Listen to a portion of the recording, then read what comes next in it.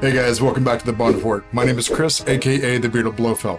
So let's get into this today. Ian Fleming Publications released all new covers for 14 of the original Fleming novels, and we're going to go through each one of them today. Now, the question I know everybody's going to ask, are these the edited versions of the books? Well, we're going to talk about that at the end. First off, foremost, let's pay attention to the artwork because that's the forefront here. I got to tell you, I'm looking at them here. And if you're not familiar with this, I'm going to throw up some graphics here, but these are actually done by famed artist Michael Gillette. And Michael Gillette actually also did the James Bond covers back in 2008. So some of you may know who this is. He did the Penguin book covers from 2008. And again, I'll throw up a couple graphics here so you can see those. And he did a full 15 covers back then. However, it looks to be that now we only get 14, and that's going to be a point of contention we're going to talk about as well. Going to FlemingPublication.com or IanFleming.com, I should say, you're going to see a couple different things. First, start off, death is forever, but so are diamonds. And then very first, news and features, you're going to click read more on that, and it's going to open up, and here we have the covers. Now, this was announced on August 12th, just this week earlier, so I'm trying to crank this out as quick as possible. There's already been some other people get their reviews out, and I've been trying not to watch theirs because when I do reviews like this, I like it to be something that is raw. This is raw! But I like to craft my own opinion about things before I read other people's thoughts and opinions on it. Let's go ahead and dive in here, and I'm going to go through these one by one with you. We're going to start off with the very first one, Casino Royale. So if you look, I think it's a bit playful. You're going to notice a theme throughout these covers here that is very different from his other work and other covers that we've seen in the past as well. Very minimal covers, very almost maybe Art Deco is the right word, but very clean and very simple is the theme throughout these. Right along, let's take a look at Live and Let Die. Now, this one jumps out at me. I love it's almost like a digital skull, almost like a light bright, if you would.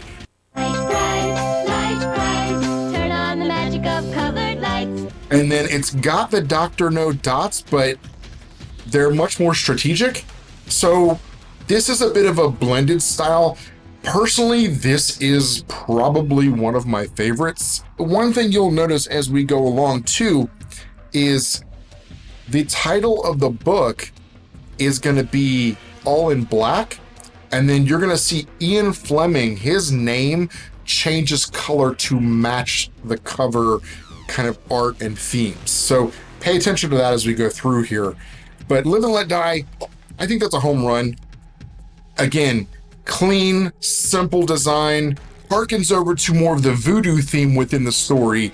And this one, to me, yeah, I love this one. Okay, moving on to Moonraker. This one loses me.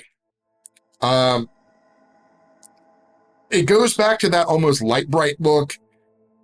It's kind of, I think it's supposed to be almost like a computer from that era, like something you would see in Drax's like lair, what they would look at. But we're looking at the Earth, and you've got the moon in the background, and I feel like this one is a swing and a miss. If you see something else here, please let me know, but I'm not seeing any rocket.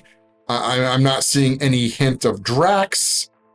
This is just it's kind of boring, guys. It really is. It kind of fits the theme only because of Live and Let Die. With that, again, I keep saying it, I'm not trying to beat a dead horse here, but it goes back with that light bright look, but that's about the only tie-in I'm getting here. But if you notice something else about this, let me know down in the comments. I'd love to hear your thoughts on this one as well. Moving right along, Diamonds Are Forever.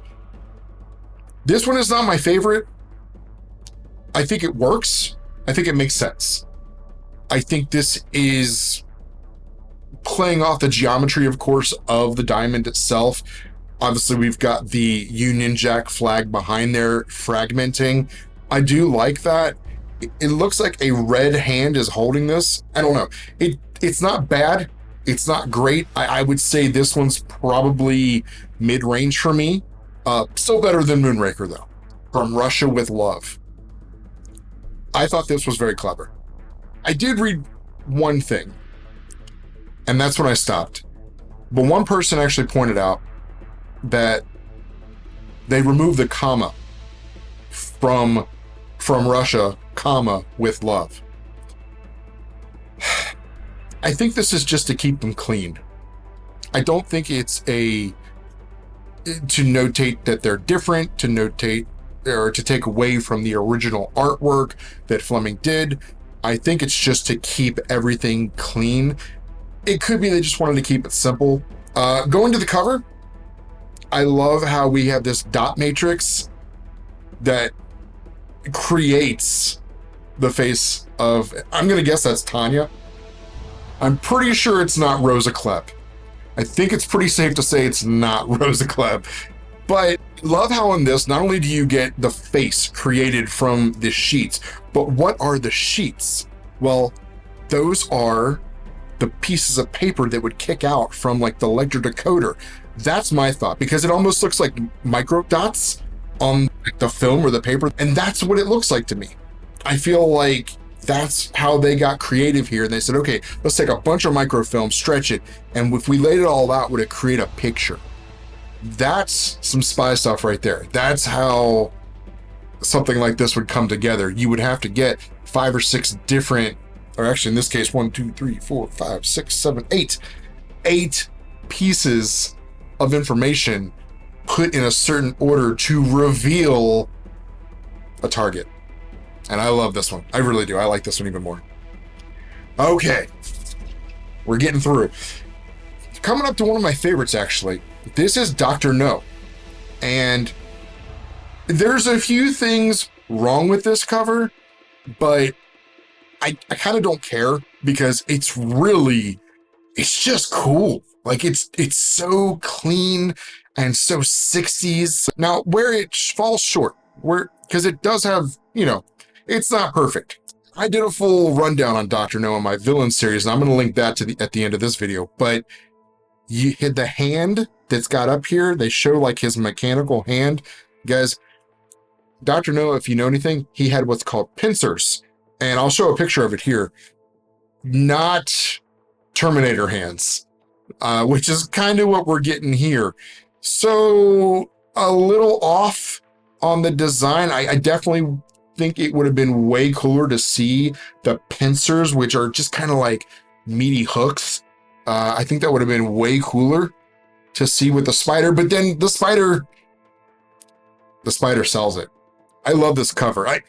Even for it's several missives here, it's just a really great design. Okay, moving right along, we've got Goldfinger. And again, we get Ian Fleming's name changed over to gold, makes sense. We get a silhouette of a woman sitting down.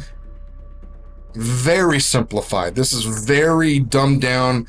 And of course, they put a nice big fat fingerprint to create like a negative effect across her body. Again, this is one, I enjoy it. I think it's clean.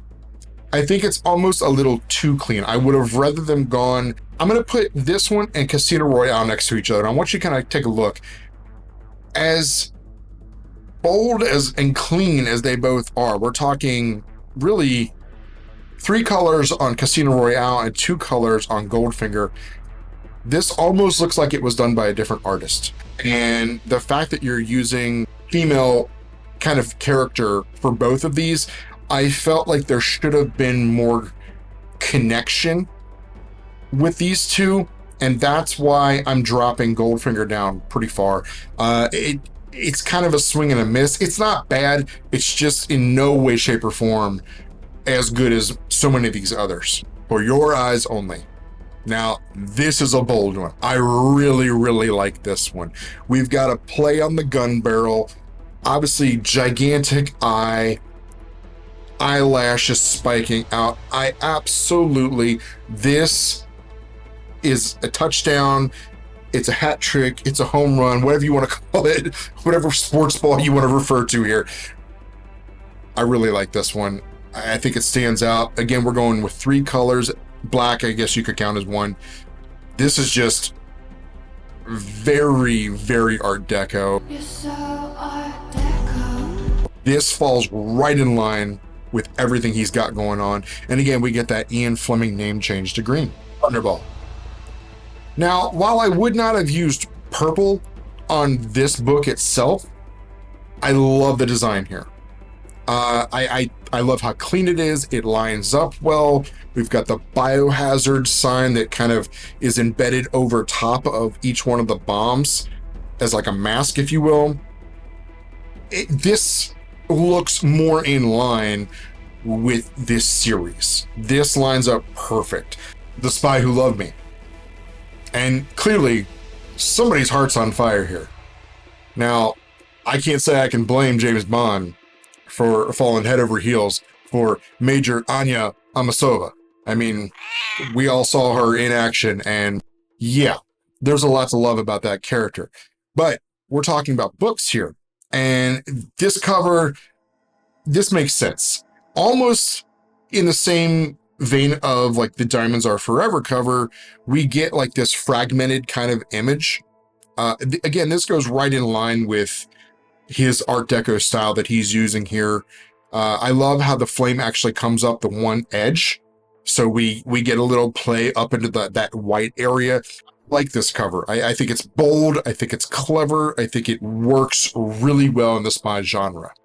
And Her Majesty's Secret Service. Now we are talking. This is personally my favorite book in the series for many reasons, but for me, it's the most connected we see Blofeld, and he is the most prevalent, I feel like, in this book. And I love the way he's stylized this. He's got the Union Jack flag cocked off to the side a little bit.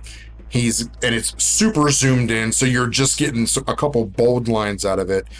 Then he takes the crest, of course, which is so prevalent in the film. He slapped it right over top.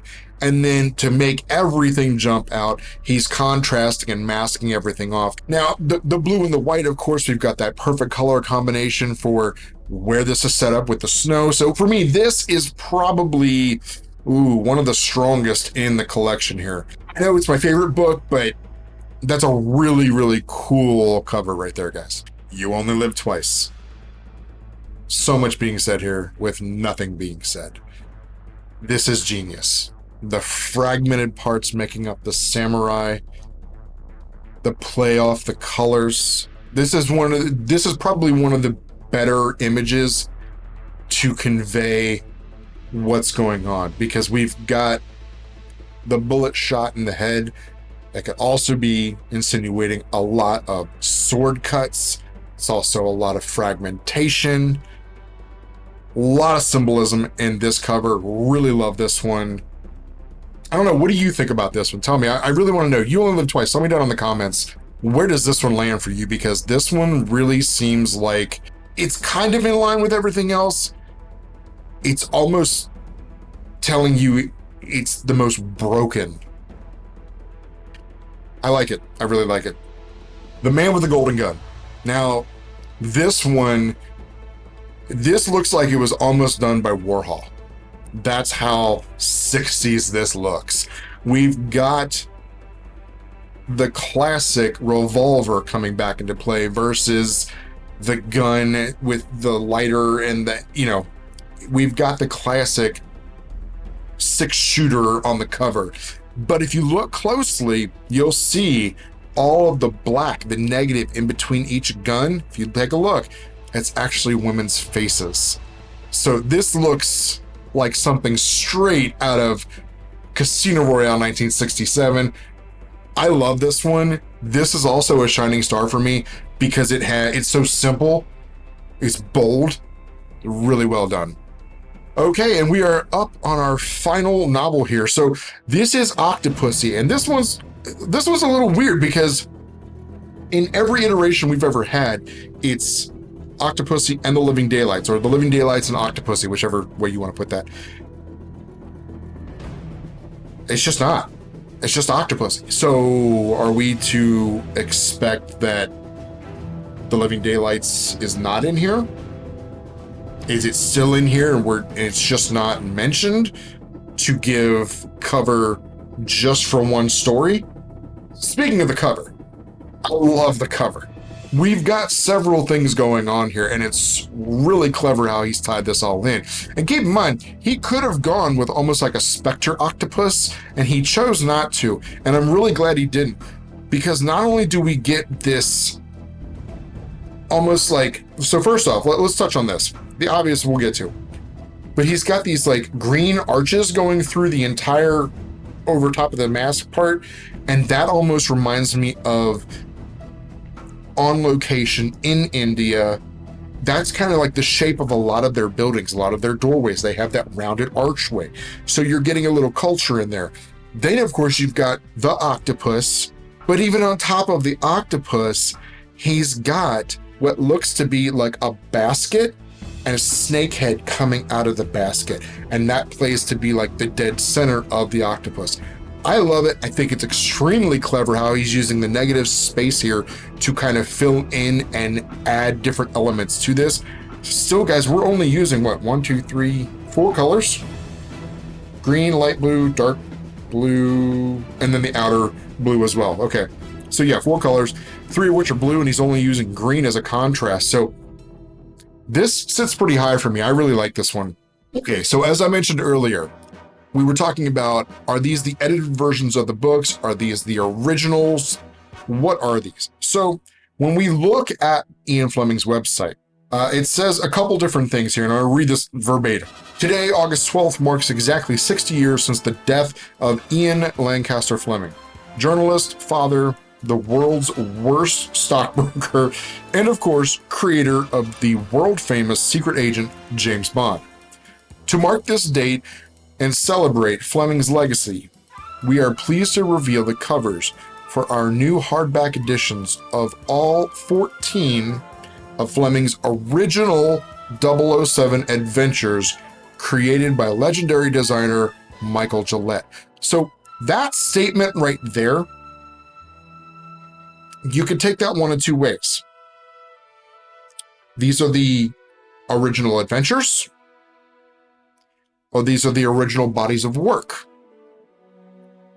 I have reached out to Ian Fleming to find out and see if they would be willing to tell me. Are these the edited? Are they the originals? Further down on the website, we get one last little piece here. This will be quick.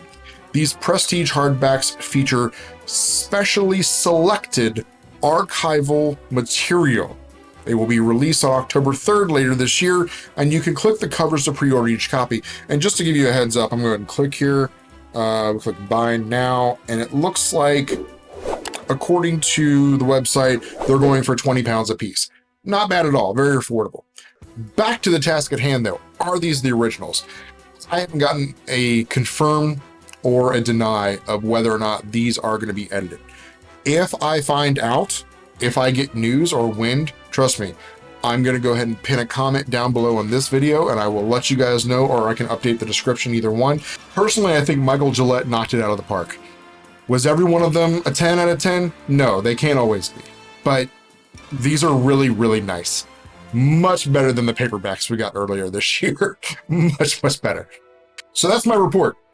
Casino Royale to Octopussy. We've got 14 new covers, all in hardback, 20 British pounds a piece. Seems like a pretty solid deal to me, but I want to know which one's your favorite. Let me know down in the comments. I can't wait to read it. I'm going to go ahead and put mine down there as well, let you know which one's my favorite. Are you picking these up? Did I get them?